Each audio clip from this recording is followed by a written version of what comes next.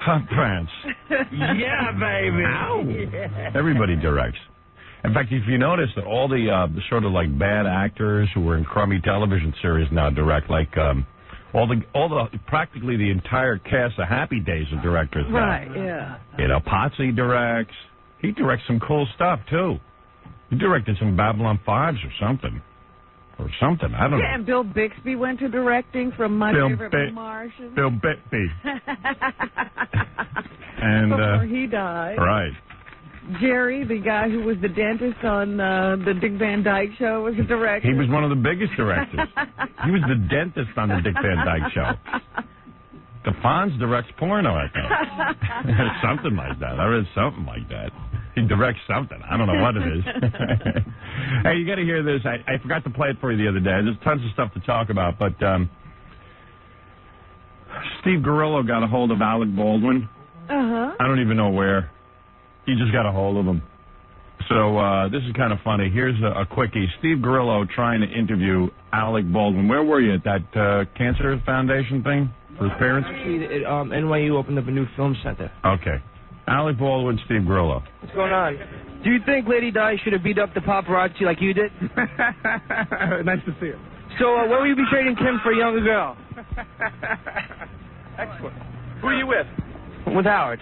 Are you? Would you like to nail Fran Drescher? Oh,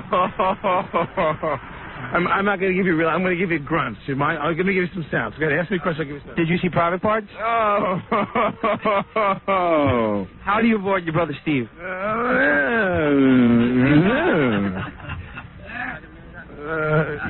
Howard has a problem. He can't avoid your brother Steve. He wants to know how to do it.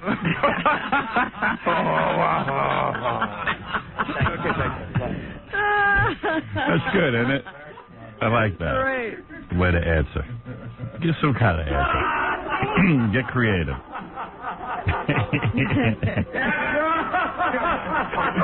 Very inventive. The real stuff slipped through there. Yeah, I think that was a real laugh.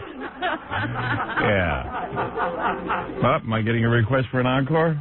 I love the part where Steve says to him, Howard has problems avoiding your brother Steve. How did you do it? He goes, Hey, that was good. What's going on? Do you think Lady Di should have beat up the paparazzi like you did? Nice to see you. So when will you be trading Kim for a younger girl? Excellent. Who are you with? With Howard. Are you? Would you like to nail Fran Drescher? Oh. I'm not going to give you real. I'm going to give you grunts. You mind? I'm going to give you some sounds. Okay, ask me a question. I'll give you some. Did you see Private Parts? Oh. How do you avoid your brother Steve?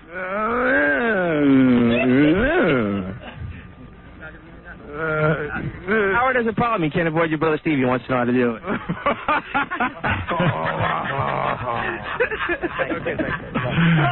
You can tell that was real. That was real. Yeah. He almost turned into Robert De Niro from Shakespeare. All right.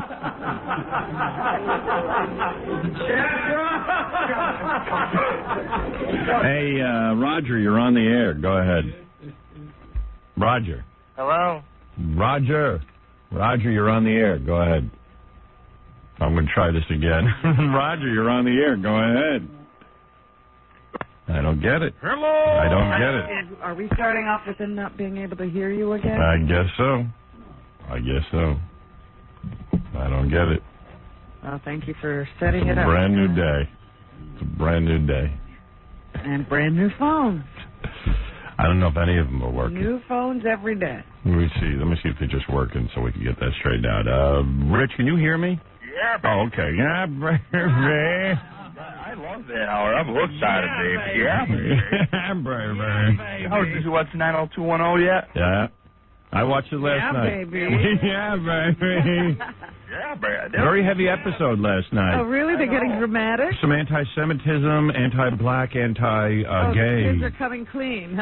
No, David got involved with a rock band that had some negative lyrics, and he stood up to them. A rock band. Yeah, it was good. And how about that girl that Steve's dating? What a can on her. You think she's good looking? I think she's kind of weird, but man, when she goes and gets done up, and then I haven't seen her done up yet. I think she's kind of homely, and she wears crummy clothes. I think they ought to fire her. That's what I thought too. Then I was, well, you know how it is. They're poor. Then they get, hang out with the 90210 gang. And this guy Steve got some bad hair plugs. It's hard to. Who is Steve? Steve is Ian Ziering. Grown man. Oh, okay. Looks like he got some. You know what it is? When they do those hair plugs, they make it all even, like in a row. Right. They don't give you a natural hairline. Yeah, it's kind of weird, you know. I say go bald. Yeah, he's as bad as that Screech on Saved by the Bell. You know, he's starting to look a little old, and time to get a new career. Screech. I actually like him, though. I mean, I like the whole cast of 90210. You do? Yeah, I find that, except for the blonde chick, Jenny, she just, I don't know, she doesn't wear hot outfits. And yeah, she's so, deprived looking. She looks so anemic and weak. Yeah, Val looks good. Tori Spelling looks good. They know how to dress for the show. And Steve's new girlfriend doesn't know how to dress for the show. But doesn't somebody dress these people? It's not their own I think clothes. some of them start to think after a couple of years that they're real actresses. Oh, so they have to have some input? Yeah, into the outfits.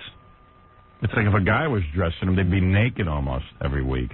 I had a weird dream about Tiffany Amber Thiessen last night. Nothing good, but I'm just hoping I didn't yell anything out. My wife will not let me watch the show anymore. I'd like to have hot monkey love with her.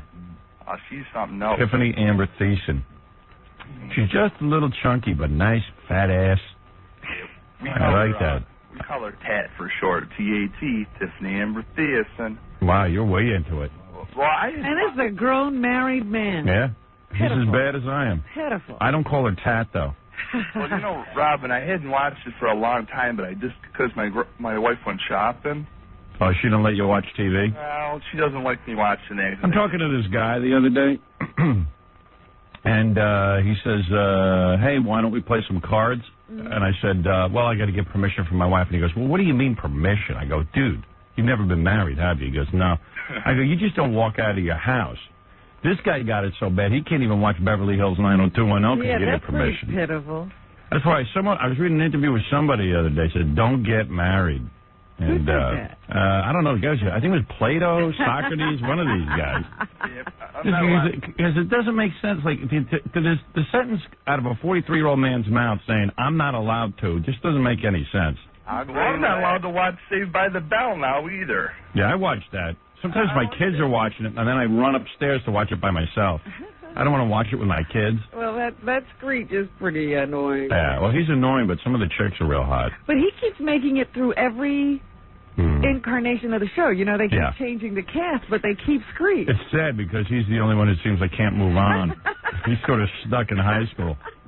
Screech. I like the shows with the moral message. Like when I was a kid, I liked Fat Albert, and I liked the after-school specials and junk. I love after-school specials. They're my favorite. They're the best.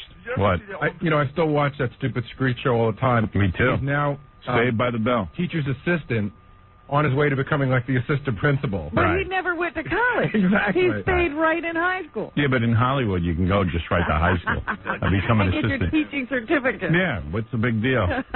Every single person on that show has at least tried something else except for him. Yeah. Well, he's smart. He's probably the only one with any cash.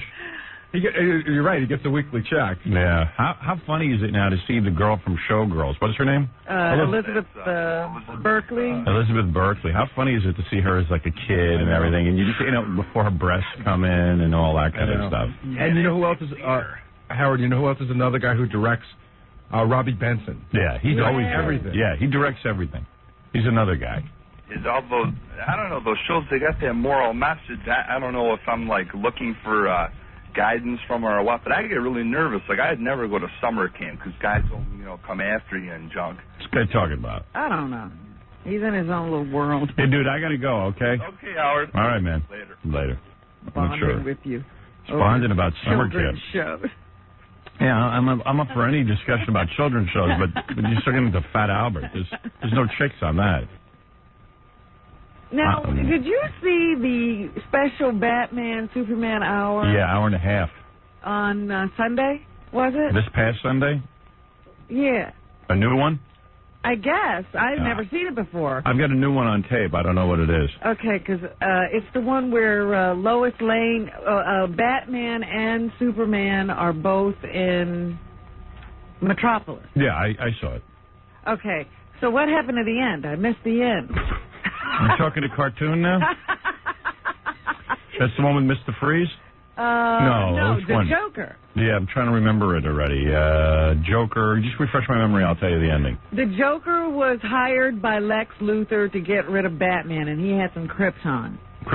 Or kryptonite, yeah. Right. And then Batman would have to keep saving Superman, and Superman kept saving Batman. Meanwhile, Lois is in love with Superman and Bruce Wayne. Yeah, well, it turns out that, I'm trying to remember the end. Isn't this terrible? Shouldn't we be talking World Series, not cartoons? Yeah, what happened was the Joker got a hold of Lex Luthor's robot technology. Yeah. And what he did was he tied kryptonite to the robots. Did you see that part? I saw, yeah, because the first set of kryptonite didn't work. Yeah, well, Superman finally, a dunce, figured out to take a lead door and, get behind the lead door and bust up the robots. Oh, okay. Meanwhile, Batman had to get Joker, who was in a special airplane with bombs attached to it. Batman gets into the plane, he defeats the Joker, Joker goes down with the plane, and Lois Lane, says goodbye to Bruce Wayne because, I don't know, she can't, deal with his dark secret and all that kind of stuff. I see, okay. Yeah, because she was all upset because she didn't know he was Batman. Yeah. It was real good. Better than any Batman or Superman movie, right? Am I correct? Oh, absolutely. You saw it. I stayed for the whole... I couldn't stay for the end. Yeah, I was wondering... terrific. I've been wondering for several days now. What happened? Yeah. It's real good. That's how good the Batman Superman cartoons are. The cartoons are better than the movies. I can't figure it out. Yeah. What do I know? How come guys who write cartoons are better than screenwriters? Yeah, they have the characters just right. They keep that dark, moody thing going. So in the newspaper today, they asked New Yorkers, should Marv Albert go to jail? And overwhelmingly, the results of this exclusive New York Post poll say, yes, send a creep to jail.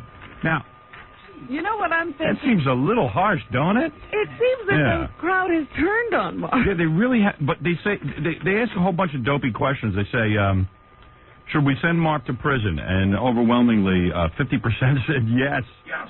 But remember, right after the trial, people said they'd let him keep his job. Yeah, but they do say, would you rehire Marv Albert? And people go, yes. Let him go to jail first, and then we'll rehire him. Oh, he has to go to jail first. Yeah. They didn't say that before. Yeah. And then they asked him, should Albert's fiance stay? And 43% said yes. 51% said should stay. 51%. I don't know why they'd say that. And they want to send him to jail, which is weird. With a guy who wants to be in pantyhose. Yeah. And garter belts. And does guys. Does guys. She should stay. Yeah, and cheats and everything. What would you leave for then? Yeah, I mean, but why would you want to see him sent to jail? It's so funny. There are so many people who don't go to jail. Yeah. I mean, literally, in our prison system today, there are guys who commit armed robbery who do not go to jail because there's no room in the jails. Mm-hmm. They get off the first offense. There are people who have raped and gotten off because it's first offense and gone into therapy. But him, they'll make room. People really want to hang this guy from the rafters. There was one article. They went to some prison to see if Marv could continue to wear his toupee. Right. He's been incarcerated. And they said, if we get a hold of Marv Albert, he is not allowed to wear his toupee because he could hide a gun or contraband, drugs. Yeah, he could get a gun in there. Yeah, he could get a gun. You could pack your entire household goods in there. There's a huge toupee. That's a moving van on his head. Yeah, I mean, they make it like a. They make it seem that Marv would be carrying a gun, a concealed weapon in his toupee. Oh, yeah, he's a dangerous character. But they would humiliate him and take off his toupee, which I agree with. If the guy goes to prison, he should have to take off his toupee. Why don't they just make that the punishment? Yeah, just Marv has to walk around without his toupee. Why put him in jail? Because that seems to be the thing he hates more than anything. I'm sitting here with Mr. Marv Albert, who is finally going to speak to the press. Hey, Marv, I love your outfit. What is it? Hey,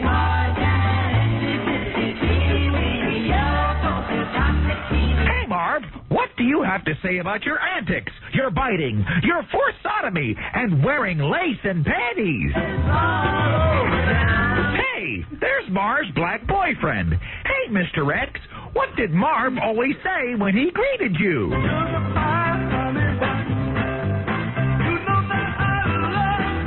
What do you recall mostly about Marv? She's a very kinky girl. The kind who don't come to my side. Oh, wow. It's a woman that Marv bit on the back. What did you say to the cops the night of the famous incident? I'm freezing. I'm starving. I'm bleeding to death. Oh, Marv, any last comments? I enjoy being a girl. Thank you, Marv. Ta-ta for now. And that woman that he was with is so scary. They got another picture of her in the paper today. She absolutely looks like she could kick Marv Albert's ass. She definitely looks like a man. Oh. I mean, right? I'm counting her chins. Yeah, 3 at least, right? I got up to 3 and then I gave up. So he definitely was into women who looked like guys. I mean, let's be honest. He was into guys.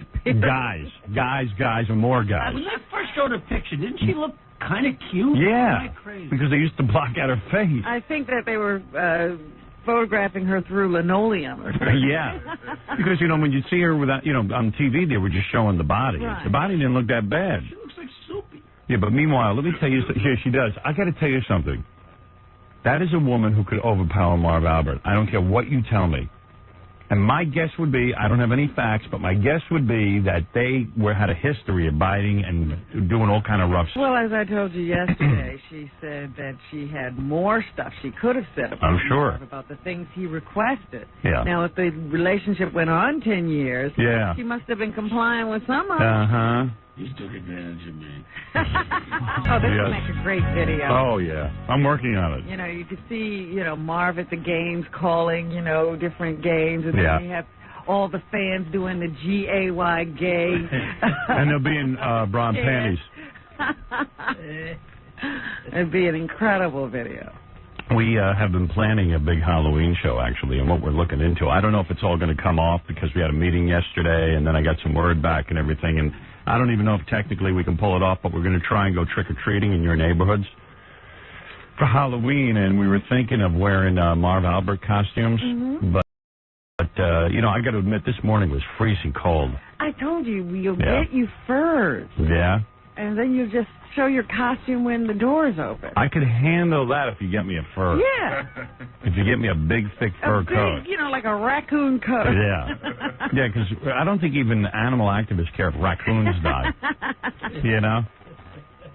I dress up like Marv Albert. I don't mind being in a bra and panties for Halloween, but, man, it's cold out. This morning must have been about 30 degrees. Oh, it's cold today. Yeah. I was shaking. Last night it started to get cold. Yeah, and I mean, I know I got it pretty good because I get limoed in. But I said to Ronnie, I'm freezing back here. I'm going to put on the heat. How long is your walk to the car? Oh, at least 30 seconds, Rob. And I'm telling you, no, but it's not the walk to the car that I mind. That's kind of invigorating. What? It's when I sit in the back of the car. It's cold back there? Freezing. So I go to put the heat on yesterday, and it's just blowing cold air. Ronnie doesn't say anything. Hold it. Yeah. You have a limo. Yeah. So that you don't have to deal with the elements. So I do. Listen to this. Because Ronnie secretly hates me or despises me. I've come to that conclusion. That, you know how when people harbor hostility to somebody? Yes, it's sort of passive-aggressive. Yeah. It's like, what he should do is, when he leaves his house, get the heat going in the car. The car is heated. I should walk into a warm car. Absolutely. He knows that. He knows I freeze. But he won't do it. All right? I haven't been good enough to him. All right? I'm not paying him enough. Well, I am shocked. I'm almost bankrupt from what I pay him. So anyway, and then between my wife now has to be sashayed around in a limousine. You know, she's another one. Everybody limos now. Yeah, everyone does. No one drives in your whole family is limoing. My kids limo, all right? I'm Mr. Sport. So anyway, I wouldn't mind limoing around a girlfriend. That I understand. Again, we get back to that. Yeah, that I understand. That's what limos are for. Wives are supposed to drive. Well, my wife used to know how to drive. I don't know, all of a sudden she can't drive anymore. You buy her nice car. Yeah, I mean, yeah. What are all those cars doing? Nothing. They collect rust. In fact, my Jeep now won't even start because I haven't driven it in so long. Oh, my. I've actually rusted out the engine. Oh, no. All right, I've ruined an entire car. Are you kidding? No. Not kidding. Why don't you just give me your money? No. You're throwing it away. No, my wife's throwing it away. So anyway, I get in the back of the car. I said, man, it's cold. So you start making lots of noise. I said, I'm going to turn the heat on.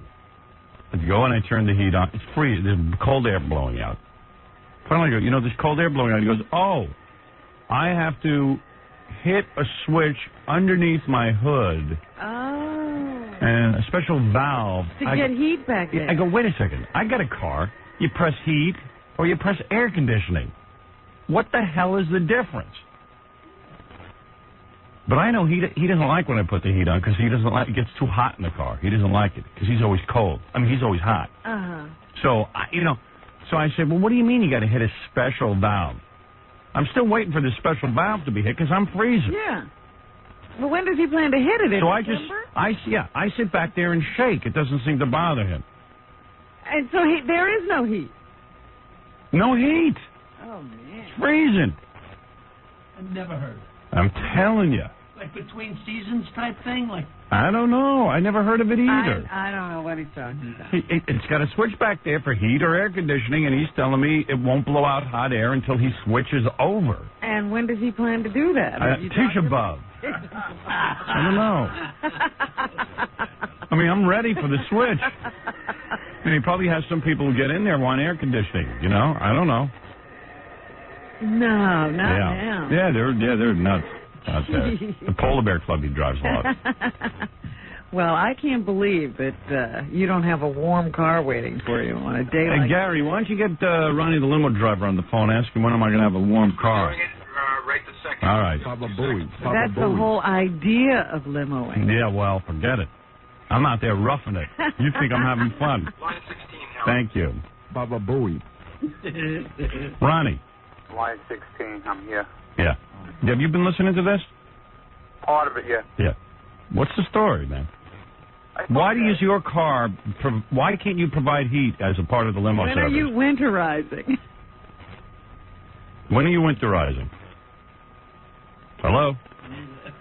Where is he? What is going on with our phones? You see how they just pop off? Yeah. Ronnie. Ron. Hello? Ronnie. Wow.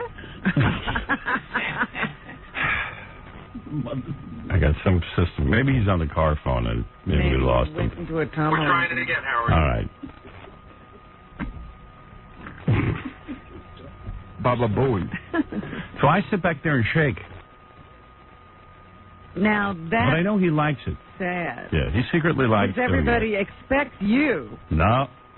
I got it worse than you. to be warm. You think I'm warm, right? Yeah. Oh, no. I'm sitting there. That's why I asked, how long is your ride from the car? How would Right. you even, or your walk from the house, how would you even know what the weather was? Hey, Ronnie. Howard, try line 5. I got him. Ronnie. Line 5, maybe you can hear me this time. Yeah, what happened? You got cut off? Hello? Oh, no. jeez. What? What is he doing? Hanging up? He might be right. He's got to be doing. He must Howard, be. it could be his phone because it's a cell phone. We're not doing anything in here. Yeah. Is it our phones? Or is he breaking my balls?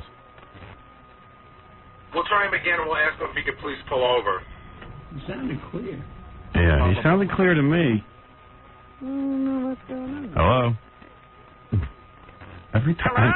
Hello? Well, somebody's answering. Hello? I mean, it's not that important an issue, Why but... don't we try line 16 again, Howard? Line 16, all right. Back and forth. What's going on with your phone?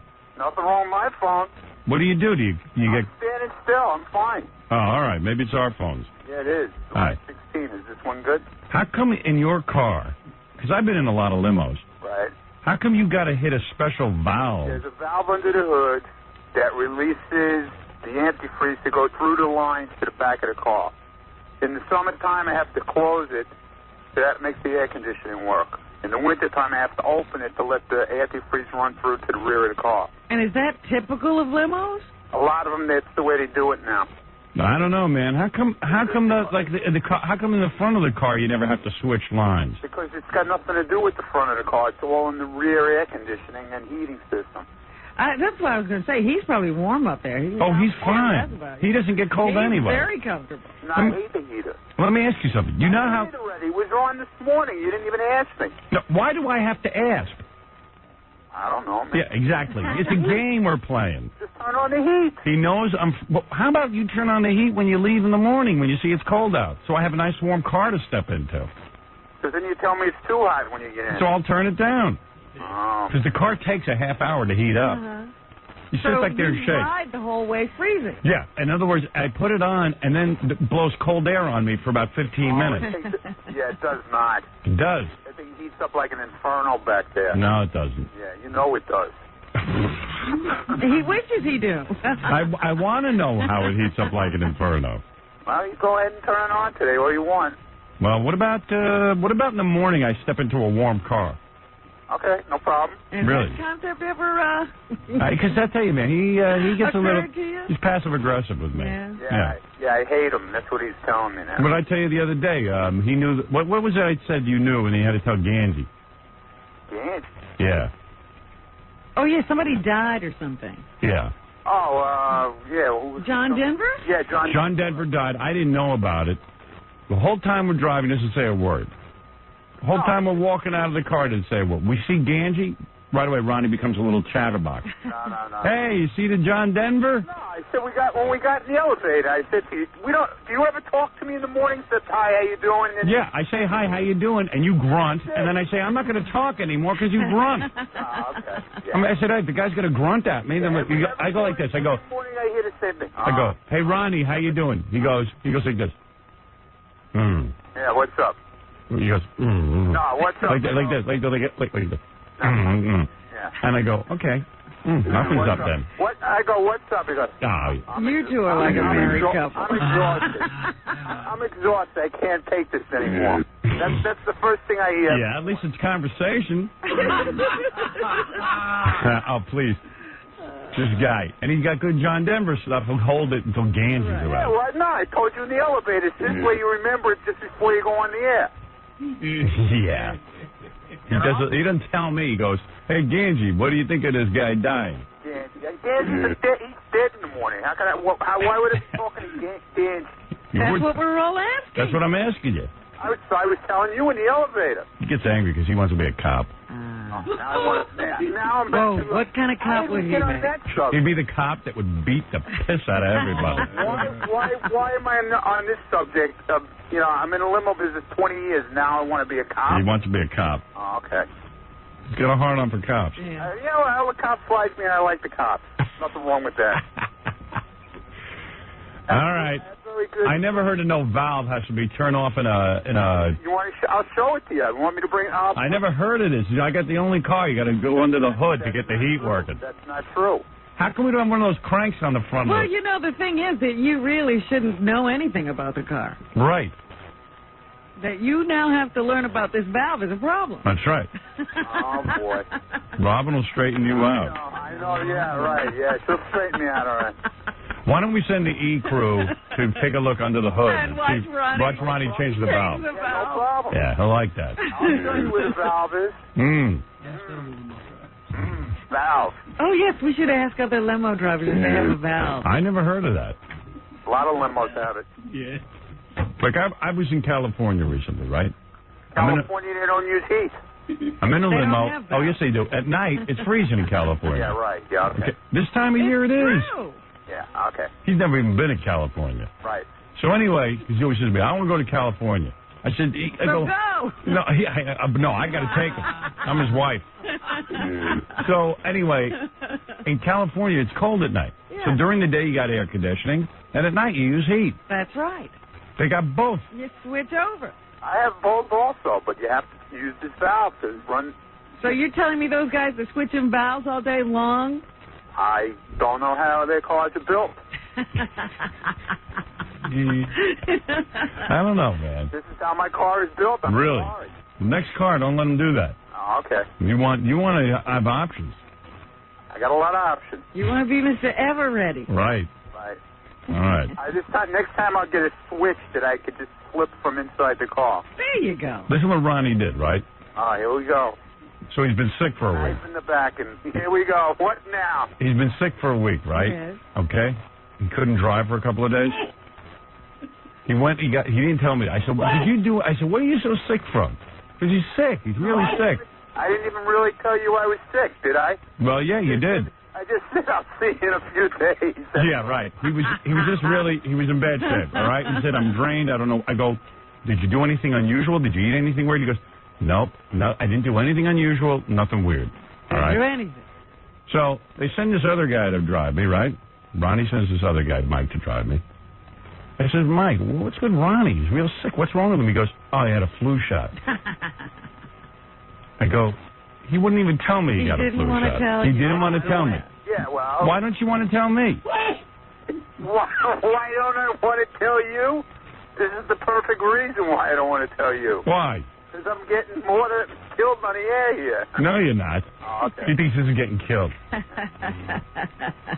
So he went and got a flu shot. Everyone knows if you get a flu shot, it gives you the flu. Well, it doesn't have to. I don't know what Ronnie got. No, they gave me a double strain shot, full strain. They gave him a cocktail with a double strain. They gave me a blast for, forget about it. So now he's got the flu. They gave him the full flu. He's got the full blown out flu. No, I didn't have. I had 10%, what they call a 10% reaction. Oh, boy, I've never seen you this sick in my life.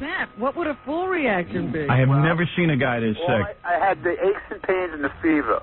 I didn't have. Don't get a flu shot, ladies and gentlemen. I'm here to tell you, I got one last year. Did I miss a day?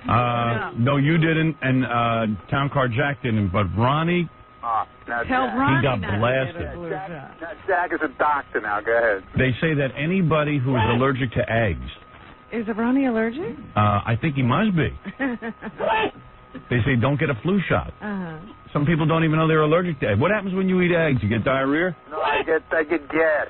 See? You got a problem. I get gas in everything, so maybe I'm allergic. You better not take anything. You would probably wind up like me. Yeah, I'm not taking it. I'd rather just get the flu. No, man. It's great going through a whole season without even a hint. You know how sometimes you don't necessarily get the cold, but you have to start resting because you know one could come on. Did you get the flu shot this year? I got it last year. What about this year? I still haven't had a cold. Really? I might never have a cold again. But I haven't had a cold either. You were a little sick last year. No, last year I was. I get the flu every year. Right, but last year I feel you all were sniffling and sneezing. Really? I walked through. I said, "Sneeze on me." Oh, I don't you remember that. You can't make me sick. You get sick all the time. Yeah, go ahead. I got to say something. I got it last year for the first time because the season before I got the flu and it was the sickest I'd ever been. Right. And I'm definitely going to get it again this year. Yeah, really? Well, you're supposed to get it already. You're supposed to get it in September. No, you can get it. You can get it till as late as mid-November. Oh, really? I didn't get it until December last. Yeah. Oh, is that right? Yeah. Well, enjoy it. That's all I can tell you. Well, Ronnie, we're not going to get whatever you got. Yeah, right. Yeah, I'm the only one. He is messed up. I'm not kidding you. And I've heard a lot of people get this. A lot of people do, but I'm telling you, there is something to be said for not having to worry about everybody sniffling and sneezing. I would be pissed as crap if I go to a doctor and he gives me a shot and I get as sick as Ronnie the limo driver. Pretty bad. Yeah, I would be pissed, man. Yeah, miss days and days of work. I might kick his ass. And I'm not a man of violence. Pretty sad, right? Yeah. You watched 90210 last night? No, I taped it. I missed it. He's still I was too sick. I had to go to bed. Yeah, he had to go to bed. Screwing up his schedule.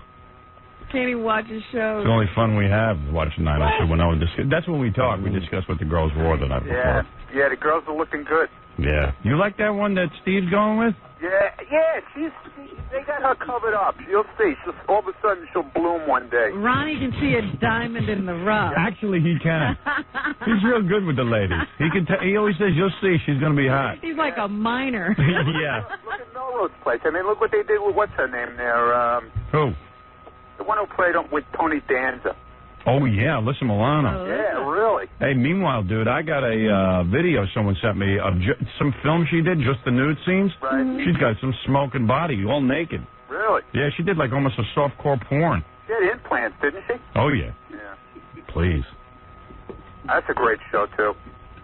Still, no one knows who won the World Series from this. Yeah, you can't find out that information here. Cleveland won last night. You'll know who has implants, though. You sure will.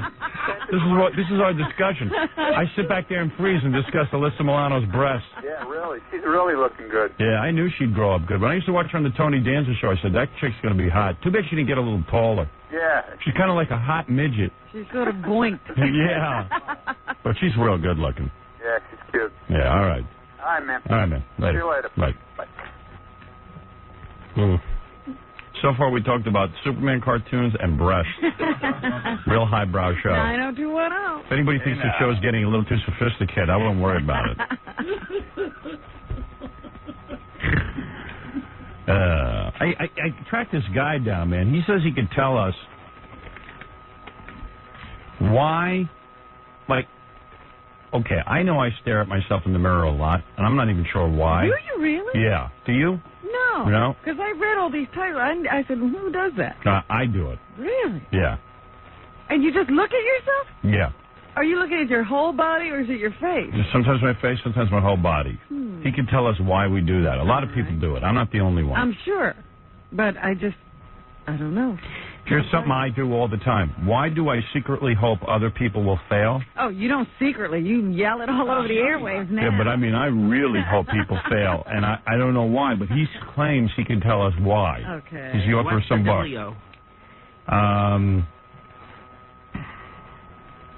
I talk to myself all the time. He can tell us actually why we talk to ourselves. Doesn't everybody? No. That's the weird thing. I talk to myself. In fact, now I don't even worry about whether my lips are moving or not.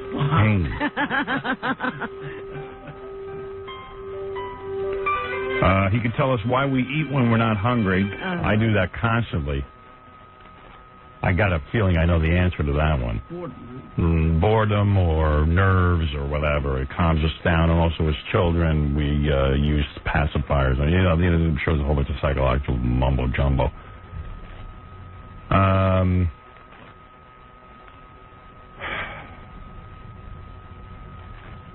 See, I kind of group these questions into different people. Like, Jackie needs to know, why do I have such difficulty disciplining myself? Yeah. Because Jackie has no discipline. Like, he can't resist drugs. He can't resist drink. He can't resist food. I don't want to even solve the problem. He can't solve the problem. He can't resist not having it. Like for Fred, why do I feel so unloved? I know Fred feels I don't like him. I know. He's got that bad. Yeah. Why am I so lazy? Who's that for? Scott. Why do I feel like I've got the absolute worst luck? Scott. It's true. Right. So fun betting zero. And like for Tom, our general manager, why do I take so long to make simple decisions, which is really his problem. I would love to know why he can't do that. Yeah, I mean, he literally cannot. You asked Tom, should we turn out the lights in this room at night? Let me think about it. Right. Is that really true? I believe that, because I'm telling you, the guy cannot make a decision. I don't know. He's a little too over-researched. I mean, there's a million questions. Why am I so competitive? Why am I so hard on myself? These are all for you, I would have. Oh, yeah. Why do people annoy me so easily? This guy has all the answers. He wrote a book about it. I think most of the book pertained to you. Yeah, I'd say 50% of the book pertained to me. You said this, Rob. This one's for you. Why do I need to have a radio or TV on when I'm alone? You need to constantly have that on. Most of the time. Every once in a while, I'll be shocked that I'm standing in the house and nothing is on. Right. But most of the time, I want some noise. All right, so this guy's going to come on next. He's going to tell us why. He's going to give us the answer.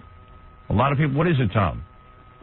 So not true. What, that you don't take a long time to make a decision? That is so. No, he has a problem. Yeah, you know what? I can at least face my problems.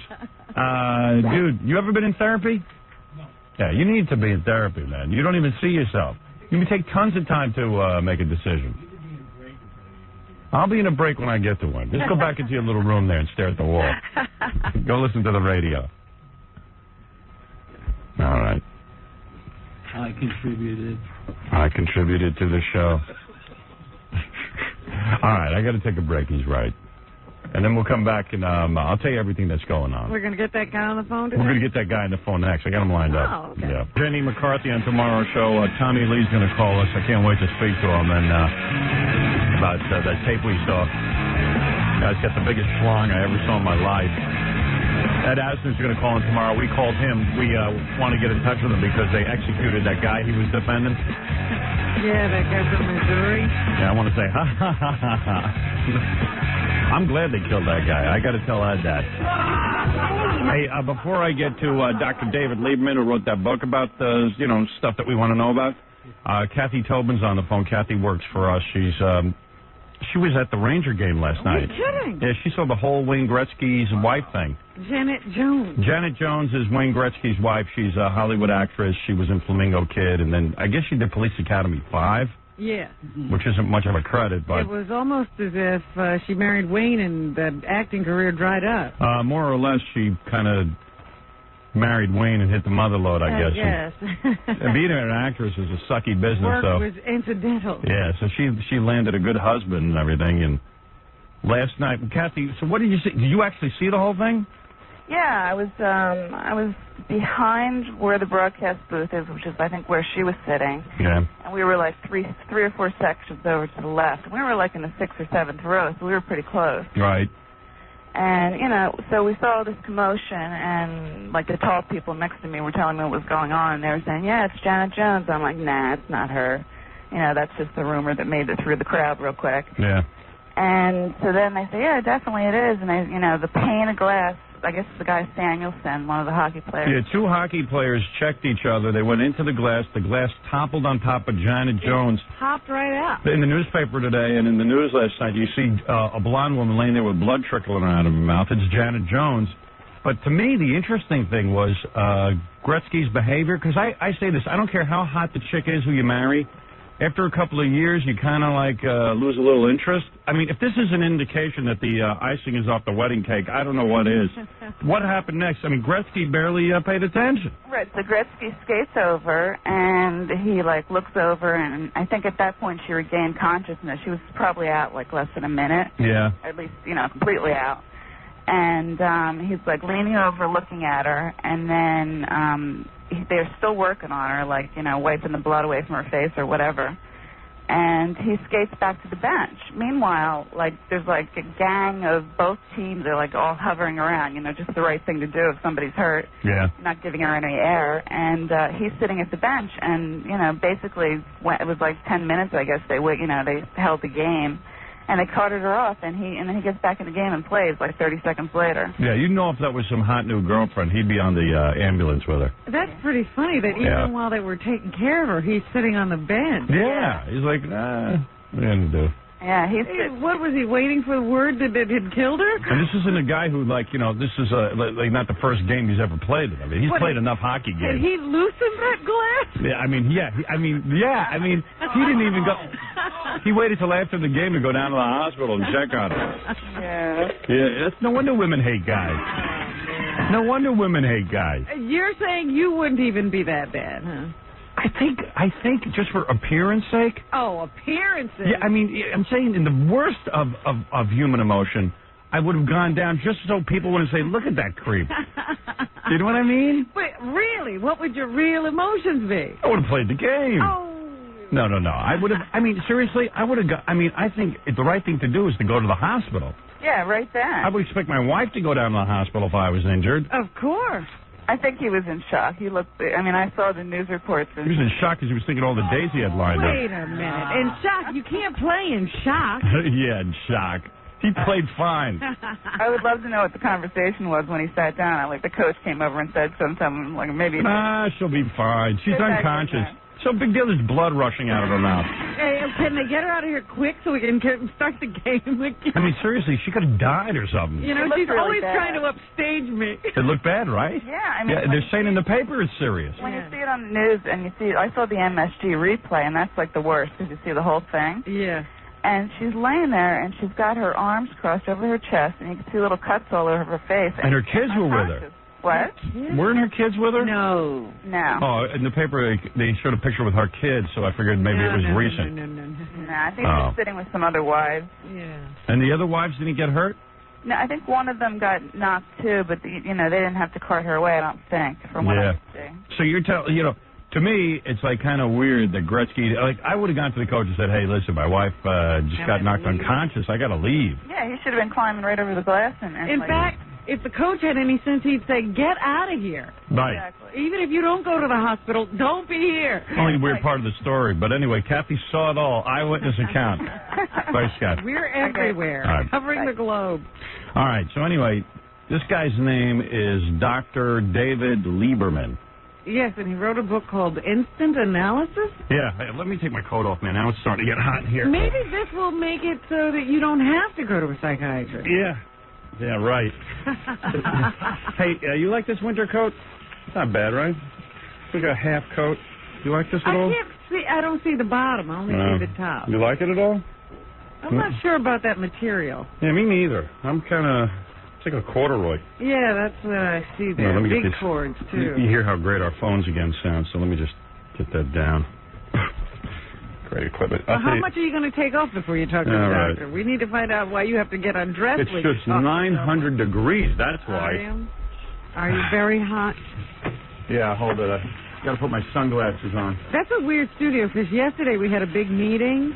Yeah. And there was so much cold air blowing into there that John and I were practically hugging each other to stay warm. Yeah, I know. You sit in the wrong place, man. No, what it is that we run a lot of hot lights for the television cameras, but now, I don't know. I always said to Tom, can't we just set it at a regular temperature? What? And let it, in other words, like, let's say we determine that we want the temperature at 65, 70 degrees. Can we get enough air conditioning to cool it down to 70? And keep it there. I don't know. Everything seems so complicated here. But then I always sound like a whining, complaining jack-off, so I just keep my mouth shut as much as I can. Hey, Doc. Let's see. Wait a second. I got to get you cranked up. Okay. Hey, how you doing? I'm doing well. How you feeling? All right. This is Dr. David Lieberman. Yes. What kind of doctor are you? I have a PhD in psychology, and I'm a board-certified hypnotherapist, so if anyone there starts barking, you'll know what happened. All right. That's good to start off with a little humor. He's not a MD doctor. Yeah. He's a psychologist. That's right. Psychologist, but he's got his PhD. Well, that's why he's a doctor. Yeah. I wish I was a doctor. You could be a doctor. Doctor of what? Of smut. Yeah, Dr. Smut. Dr. Dirty. Okay. So anyway, you wrote this book called Instant Analysis, okay? Now, there's a bunch of stuff here that I want to ask you about people on our show. Mm-hmm. Okay. But first, me. Now, wait a minute. I just got to know. It doesn't mean you're sick, right? No. Instant analysis shows you how you can understand and change the 100 most common, puzzling, annoying, self-defeating behaviors and habits. These are common to most of us. Oh, okay. Just because they're common, though, Robin, doesn't mean that they're healthy. All right, Doc. Yes. Why do I stare at myself in the mirror constantly? I do this. I mean, I'm very busy with myself in the mirror.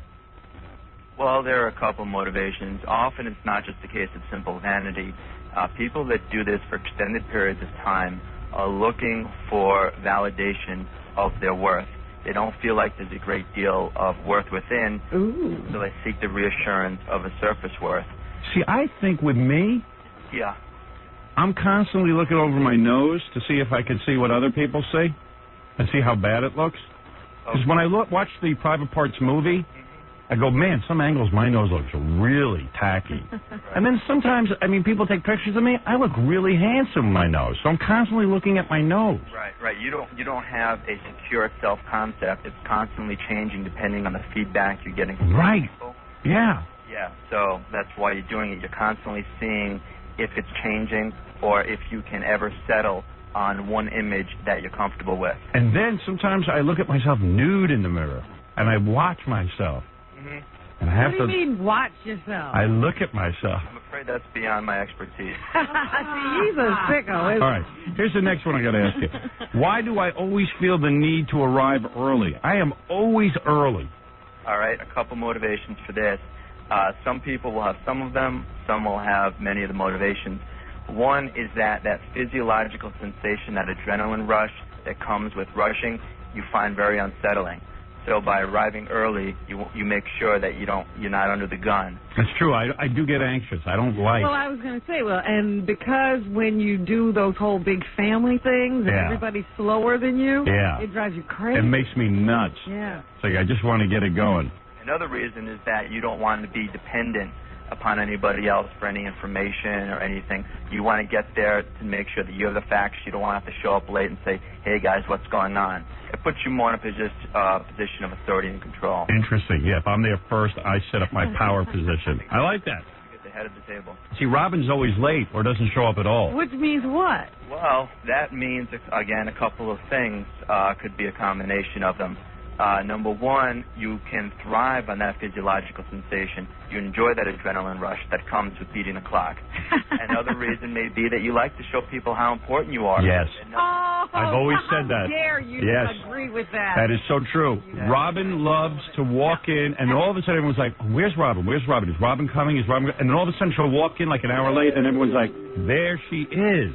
Oh, it's the same pattern every time. Excuse me. And you love it. That's your drama. No. I'm not in it. Oh, that is so you. Everyone says it behind your back. That's what all of you think. You love that drama. And if you were doing that, that would be your motivation. Nope. Robin, sorry. I'm calling you out on this one. Oh, boy. She loves it. All right, this is my problem. Okay. Why do I fantasize about having special powers like ESP or telepathy? I want superpowers. I do that too. Yeah, I want to be able to fly. I want all that. Well, oftentimes when we're young, we fantasize about these things, and we usually shake it. Why haven't we shaken it? Well, what's wrong with us? Usually people that feel this way don't see themselves on equal footing with other people. They imagine these powers where they would give themselves an edge. Yes. Where they'd be able to do something special and be more magnificent than they really are in their life. Let me tell you the good news. That makes sense, though. Yeah. I mean, we feel inferior. Absolutely. That's why we're here. I have a horrible inferiority complex. I think everyone's better than me. Here's the good news. All of these 100 behaviors within a couple pages, not only do you understand why you do it, but you can fix it. And if you'd like, we can go ahead and start helping you out today. I mean, in your book, you actually tell people how to fix this crap? Absolutely. Now, you look at someone like Sarnos that helped you with your OCD. Yeah. You could have spent literally decades in therapy and have never gotten better. Now, that was a very effective short-term therapy, and there are so many of them that people really need to know about that can help them with a wide variety of mental illnesses and afflictions. Yeah, because I've got about 50 of these. Yeah. Why do people annoy me so easily? Again, a couple of reasons. One, it can be that the traits you see in yourself, other people reflect them back to you, and you don't. In other words, if you're very egomaniacal and very self-centered, yes, you notice that trait in another person, it drives you up the wall. Yes. Oh boy. Yeah, I am ego. Hitting you right on the head. I am very self-centered. Yeah. And egomaniacal. Right. And when I see weaknesses in other people, I identify those weaknesses in myself, and I hate it. Yeah. Yeah. Now understand, it might have taken you 2, 3, 4 months, a year, 5 years in traditional therapy to work through that and then to solve it. That's why short-term therapy is becoming so effective and such an acceptable alternative for many, many people. All right. Why do I secretly hope that other people will fail? And it's not even so secret. I'm very vocal about it. He's getting more and more vocal. I mean, okay, I'll give you an example, all right? So I had read in the paper that some judge was suing 𝗫𝗻𝘄. Yeah. Right, yeah. Okay. Because 𝗫𝗻𝘄 called him senile and all this kind of stuff. Sure. I said, great, good. Misery for 𝗫𝗻𝘄. I love it. Mm-hmm. Then today I read in the paper that the judge who's suing 𝗫𝗻𝘄 died. Oh. I know. And I went, you hear your reaction? I went like this. Oh, for Christ's sake. It was because he couldn't sue 𝗫𝗻𝘄 anymore. Yeah. Now he can't sue 𝗫𝗻𝘄. And I was like, yeah, oh, no. Like I hate everybody. Well, now, I don't wish bad things on everybody. I do. Just most people. I want most people to fail. Even people I like. Yeah. Yeah. But I got to be honest. There are a few people I absolve. Really? They can do okay. Really? Not Jackie, I hope. No. Okay. I love when Jackie fails. Go ahead. Okay, number one, it's my thinking that part of this behavior is nurtured by the fact of the industry that you're in. You're in a very, very competitive industry. Right. You're starting out, if one person succeeds, that means it's possible that you'll be moved to another market. Somebody else's failure is a success for yours. So as you begin to adopt that way of thinking, it translated into other areas of your life. Yeah, but I even have like friends, like, you know, I would like to see fail. Yeah, I know. See, even outside of the business, you know what I mean? I do. Well, that's what he's saying. It pervades your life. Because I want to be the top guy. I don't even mean just in radio. Yeah, I know. Just in all of my domains. In all phases. Right. I don't want to see anybody do well. I understand, and there are other reasons for that as well. One is that you view the world as one big competition. Right. Where if there's a limited amount of good fortune to go around, one person fails, that means you've got a chance of succeeding. Right. Your chances are up. And obviously it works fine when you're on top like you are. So clearly it benefited you in your business community. Think how screwed up I am, Robin. I've known this for a long time. Right. I'm glad you're becoming a Yeah, I mean, think how screwed up I am. But we have to live with you. But why don't you be a little bit honest? I mean, you hate when people succeed also, right? Come on. I just said, I'm a little embarrassed. See, I am embarrassed about it, at least. Yeah, I'm not. At least Robin has some shame. Right.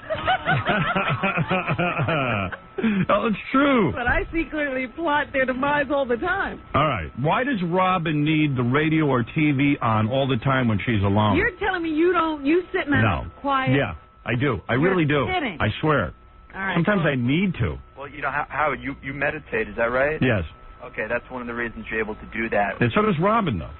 Yeah, when I meditate, I'm quiet. Yeah, but that's the only time. She says to me. As soon as I finish meditating, I turn something on. Like, I know for our job we need to be in touch with things and all that, so that's part of the reason you keep the TV on. But I suspect even if we didn't do this kind of job, you would need that. Well, I always did anyway. Yeah. There was always something So what's going the psychological reason? Well, two reasons. One in particular with Robin, it may be that since she does the news, there's some information and that she needs to make her... Yeah, I feel out of touch if something's not on. Right. Yeah. The other reason is that she may be afraid to be alone with herself and her thoughts. Nah. Right. She needs that. I agree. You agree. External distraction coming. Something we've all said about her. What's that? She what? Denied that something. Yeah. No, I can be alone. Oh, I would reread the chapter on denial, Robin. On denial? Yeah. Yeah, she has no husband. Well, that's one reason to turn everything on. Right. So you can't hear it. That's interesting. That she can't be alone with her thoughts. Oh, I can too. Please. Distractions coming from the outside. It's the internal chatter. It's what do I have to do today? What's going on with my life? This is where I am. She needs to be taken away from where she is right now and external distractions. I have to disagree with him. I agree. No. I know the answer to some of these. Okay. Why do I misplace my keys, papers, and just about everything else? That's me. Oh, you do that? Oh. Okay, here's what they say. Tell me if I'm right, Doc. Go ahead. That, like, when you misplace your keys, psychologically, you don't even really want to go. Like, it's almost like you sabotage it or you misplace the papers because you don't want to deal with it. Everywhere, Howard. Right, because you psychologically don't even want to go or move Wherever like you I'm like. going? Yeah. Because I always have them when it's time to go to work. Right. Because when you have to be somewhere, you make sure you have those keys. Yeah. Other than that. Yeah, Howard is very right. That definitely is one motivation. Uh-huh. Another one, which is very interesting, is that people that do this often look to create an artificial challenge that once overcome gives them a sense of satisfaction. You know, let's take an example. Let's say you were driving along for speeding, get pulled over, go through the usual routine, license, registration, insurance, right, and then you let off with only a warning. You're in a great mood, yet nothing in your life has changed. Right. So by misplacing items and you go through that, oh, I can't find it, and it's like, ooh, I feel great. So you get that that feeling of satisfaction. That makes sense. Well, Do you follow that? Let me explain it to you. Yeah. All right. Okay. Cop pulls you over. Yeah. You feel good because you didn't get a ticket. Right. Okay. How do you make yourself feel good? You lose your keys on purpose, even though you don't know you're doing this. Uh-huh. When you find them, you feel great. Is that right? It's your way of making you feel great. Oh. Exactly. Without having to risk anything in your life, without putting yourself in a task. I mean, what did you really risk? I can't put my hand on anything. Right, but when you find them, you're like... I have to find everything I need. You know that feeling of like, oh, thank God I found my keys? Yeah, and I have to walk around and go, okay, now I'm really going to find it. Right. And then I find it. And then go, you're all wow, proud of yourself. I can't believe I found it. That's what he's saying. You're creating your own happiness. Wow, that's pretty heavy. I'll buy into that. That wastes a lot of time. Right now, it's not just enough to know that you do it. You're also going to need how to get rid of it? Right, and there's so many great effective short-term therapies. instant analysis talks about several for each topic. But really, traditional therapy is effective for some people some of the time, but for the great majority of problems, people are finding that these short-term therapies are highly, highly effective. Yeah, I know a guy. He staples his keys to his balls. That works. It works. So let's go on. What else? All right. Okay. Okay. This is a good one. I was going to say this for some of my interns, like Grillo and stuff. Why do I have the need, or why am I so reluctant to plan for my future? But I mean, that's kind of interesting. Why is that? Why is like a guy like Grillo, who's now like 25, 26 years old, he's been interning for me since he's like 19. The guy can't plan his future. He can't figure out what he wants to do. Yeah. Well, when you want to figure out where you're going, it means you have to take a good hard look at where you are. And for these people, in order to do that, it means asking themselves a couple of hard questions, and they don't want to do that. As long as they can keep their future vague, they'll never have to worry about showing up on time. These are the kind of people that would draw a circle or shoot an arrow at a barn and then draw a circle around it. Wherever they wind up, and they don't have to push themselves. They don't have to meet with failure, disappointment. They just kind of amble through life, and unfortunately, if they don't know where they're going, as the saying goes, they won't get there. Yeah, that makes a lot of sense. Yeah. It makes a lot of sense. Grillo, are you listening? By the way, let me just say Dr. David Lieberman is calling from a padded cell, so he's got his own situation to work out.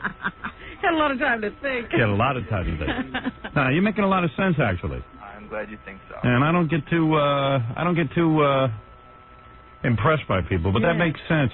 Why Grillo can't, like this, and John. Yeah, he just won't sit and ask the questions that would get him where he wants to go. Because the questions, the real hard look at himself would be, oh my God, I don't have any talent. Right. Yeah. Wow. Okay. This is for Gary. Why do I eat foods that I know will make me sick? Baba Booey. He eats chocolate. Yeah. He's fat. Yeah. And he keeps eating and eating and eating. Yeah. Well, again, a couple motivations. One can be Gary's looking for immediate gratification. Baba Booey. His barometer between pleasure pain is kind of off. As long as he can get satisfaction now, he doesn't mind paying the price later. Right. Yeah, because he's so unhappy that he has to what makes him so unhappy? Howard, I got to tell you something. Yeah. I'm not unhappy, but what he said is right on the money. Baba I don't Booey. care what happens later. I just want it now. Right. Yeah. Yeah. He can't think about what's going to happen later. Gary... So you're saying he's dopey?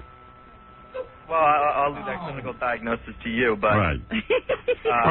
It would be my thinking that Gary has a sense of uncertainty about the future. He's expecting it to bring pain, so his thinking is, might as well get something pleasurable in now before the you-know-what hits the fan. Wow. Talk to me about Fred.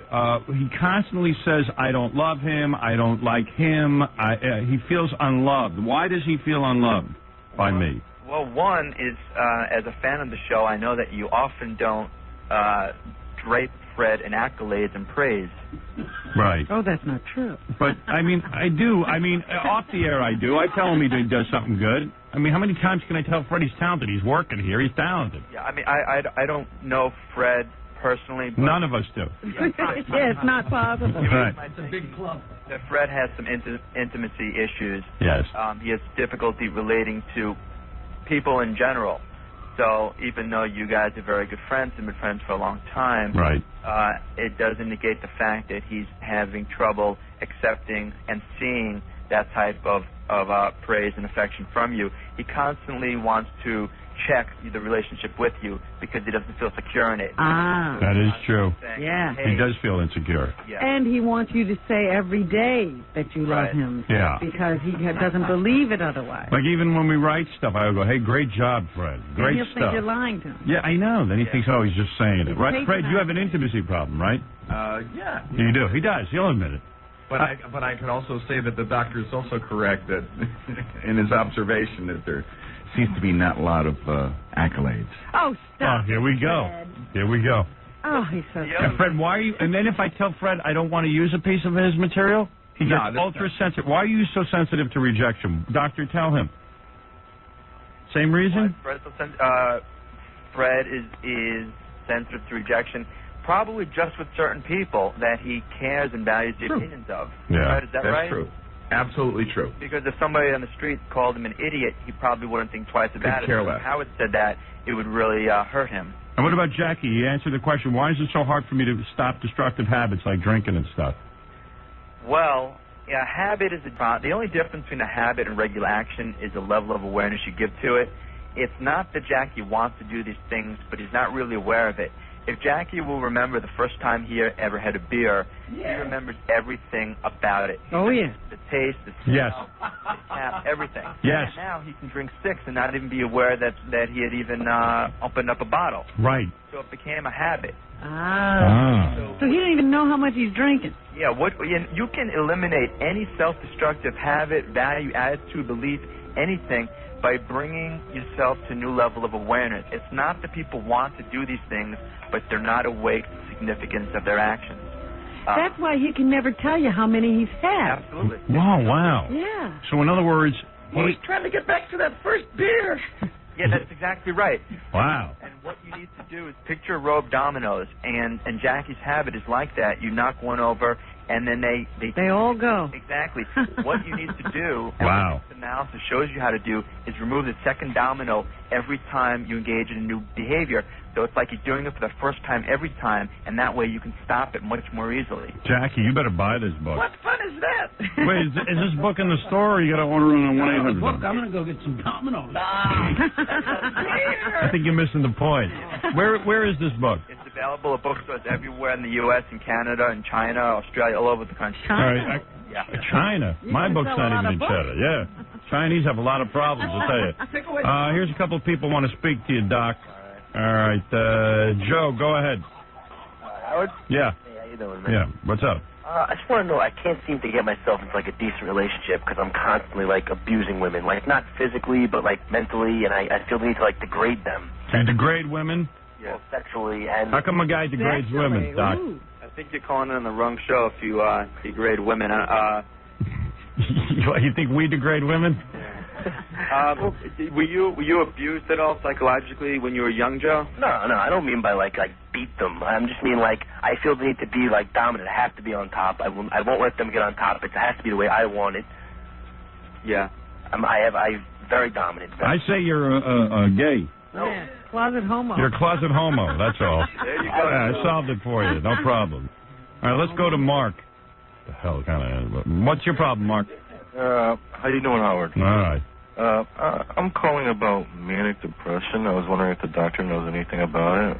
I know about it. You don't get laid enough. Oh, no. I'm manic depressed, too. Joe, if you are manically... Have you been to therapy at all? Well, I am in therapy. My girlfriend's also in therapy. All right, then I would advise you to... What a happy pair. What a charming couple. I'd like to have them at my party. I'm in depression, and my girlfriend's in depression. Joe, I'm sorry, what is your name? Mark. Mark, let me try and help you with something real quickly.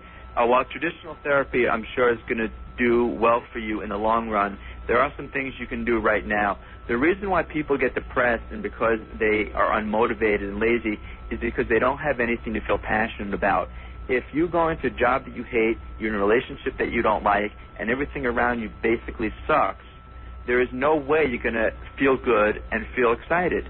What you need to do is find something you're passionate about and move towards that. And you can't help but feel excited when you're moving towards something that you're looking forward to doing. You follow that at all, Robin? Yeah. I have a lot of... Get something you like. Get something you like in your life? Yeah. How are you going to do that? That's the tough part. You're missing the point. You don't even need to get something. Let's take an example. Let's say you wanted to lose 50 pounds. You join the gym. Now, all you did is sign a bunch of papers, yet you're in a great mood. Right. Because you moved in the direction you want to go in. Right. All that's necessary is for him to pick an objective that he wants to move in, and then each day move in that direction, and you will feel fantastic. You don't have to get there to feel good. That's good advice. I kind of like that. Baby step. Yeah, that's pretty good. I like that. What's the matter, Mark? You know anything about bipolar depression? Dude, I can't solve every problem. Yeah, that's not an instant analysis. Yeah, go to a shrink, you maniac. Bipolar depression. Bipolar depression. You know what? You go to Biafra where they have nothing to eat. Don't have any of You it. never see any bipolar depression. Chris, go ahead. This guy's a complete liar. Why? He's a complete fraud. Why? Let me tell you why. His twin brother okay? Yeah. This is the guy that gave him all this information. Where did you get your PhD? I got a question for you, Doc. Doc, why is this guy claiming this? You got a twin brother? Do you have Uh-oh, cat got your tongue? Hello? Doc? David? We must have lost him. Oh, where is he? Pick up chapter 12 about lying. Well, hold on a second. Let me see Hold that. on, we're going to get him back, Howard. We think you might have accidentally hung up on him. Oh, great. Do you think it was my fault? I might have hung up on him. Hold on.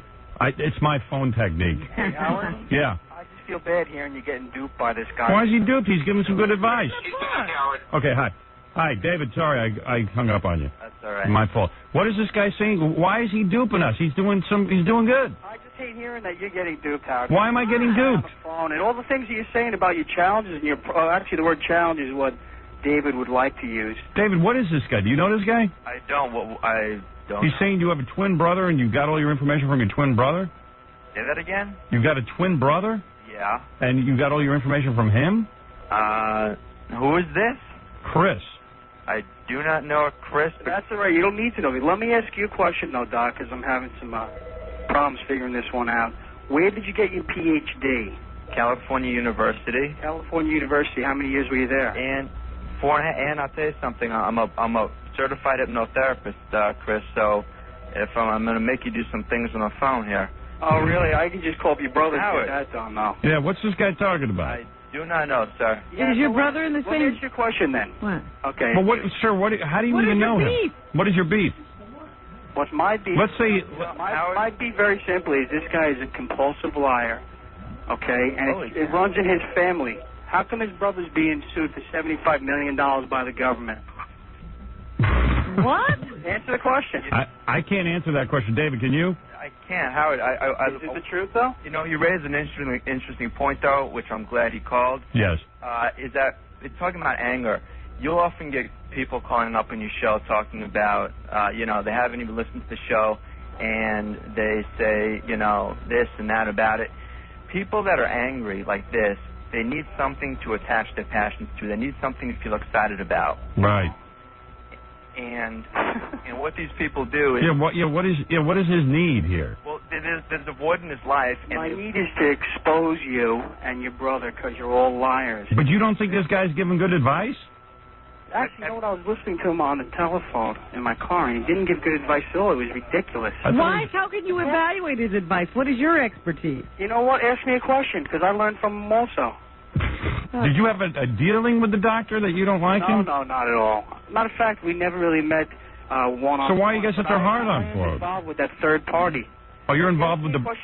First of all, the questions that you were asking him, why did I lose my keys? It's just why would you want to know that stuff? Because there are people who chronically lose their keys and they're angry at themselves. If you knew my problems, you'd ask. You listen to his advice and take it or don't. Yeah, either you take it or you don't take his advice. Why are you screaming? You know what? I would take his advice if it was his, but it's not his. The information he got was from his brother. His brother can't publicize that book because if he did, he would lose all the money because he's getting sued by the federal government. Ask him that. Is it the truth? Ask him. Amazing. Is that true, David? Not to my knowledge. Not to your knowledge. I spent 4 years writing the book. I certainly know that it's my material. Is your brother being sued by the government? Let me ask you a question then. I got a great question. This will show up everything. All right. If this guy was studying for 4 years. Yeah. Let's say he didn't study at all. To bank enough money to buy a 500 SL. What? But let me ask you something. You know, Howard. Yeah. Clearly, he sounds like he's someone that used to work with my brother, knows my brother, and he's off on a little tangent here. So I think we just need to. I think he's being exposed. Well, I don't know that you exposed anything. Exposed. I don't know David Lieberman, but his advice seemed pretty sound, dude. Go to the bookstore, get instant analysis, read it. If you still have a problem with it, I'd offer you free sessions. How's that? I call you if I can call the guy who wrote the book. All right. Well, I can see we're not going to settle this here. We're not going to sell it here whatsoever, buddy. All right. All right, thanks a lot. See you. All right, Chris. All right, there it. Wow. Well, talk about someone that needs the book. That's amazing. That was pretty hefty. Everybody's got a whole story going.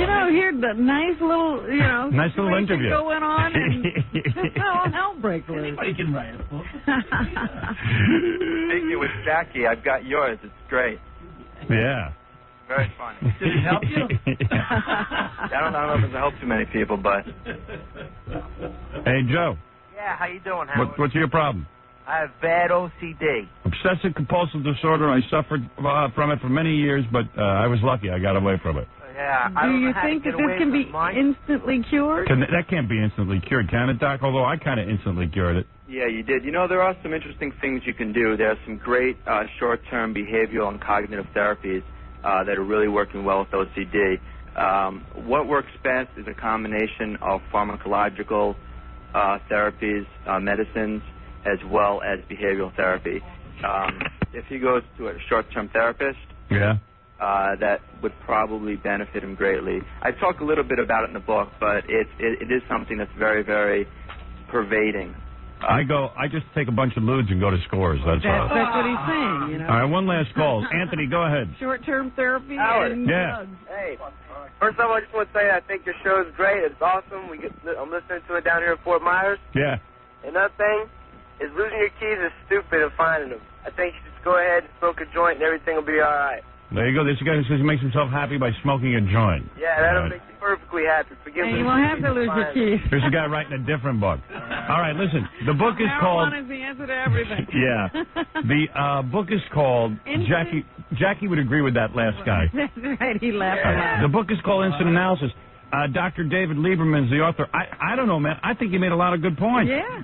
I'm glad. Thanks for having me on, guys. Yeah, and you can get this book in the bookstores and probably, read it. And Hey, if you got some of those problems, save yourself some money and solve them easily. do you think your problem is helped now that you're not going to lose your keys? Well, I'm going to read that chapter in the book, and Yeah. maybe I'll stop losing my keys. But I'm telling you, I even have to have locks changed and all kinds of stuff because I lose them so much. See, when you find them, you make yourself I lose happy. my credit cards. I lose everything. You Yeah. know that. I lose bank cards. I lose everything. Would you call that absent-minded, Doc?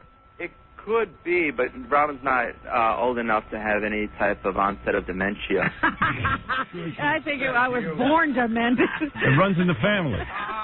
All right, thanks. Dr. David Lieberman, everybody. Thanks. Thank you, Howard. All right, man. Dr. David Lieberman, man. That's pretty cool. We were going pretty good there till that guy called in. I've never heard of anything like that. $75 million. And you didn't write the book. You didn't write the book. How would he know if you wrote the book? I don't know. He says, I don't know you, but you didn't write the book. It's pretty wild. We got Sternak happening. You cannot call into this show.